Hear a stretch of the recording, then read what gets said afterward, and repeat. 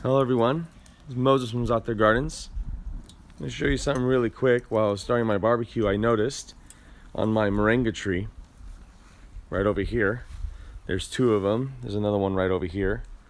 But right here, as some of you know that have been watching me for a while, it's growing out a lot of new growth for this year.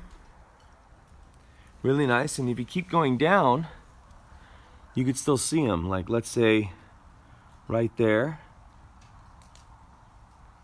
And you keep going down, there's another one. See the bright red? And yep, if you keep going down, there's another bright red.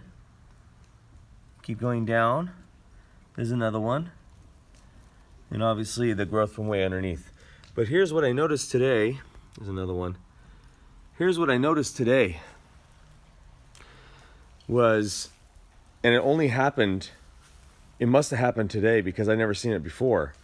And I just looked at this yesterday. The sap, let's see if I can get a good focus on it. If you can see that sap, it looks like this is the best I can do.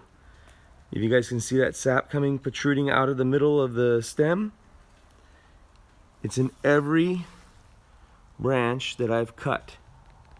So this sap is flowing in as of this morning.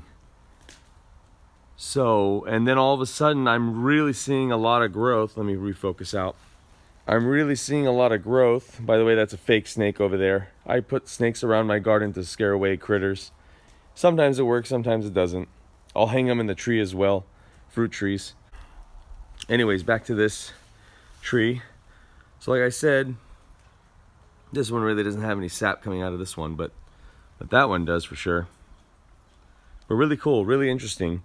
I always knew it did put out sap when I cut them, but now I put the connection between this new flush growth to the sap. So this tree is ready to break out right now. Really cool stuff. All right, everyone. Can't really breathe. A lot of smoke around me. Happy gardening. Okay, like, share, subscribe, and thanks for watching, everyone.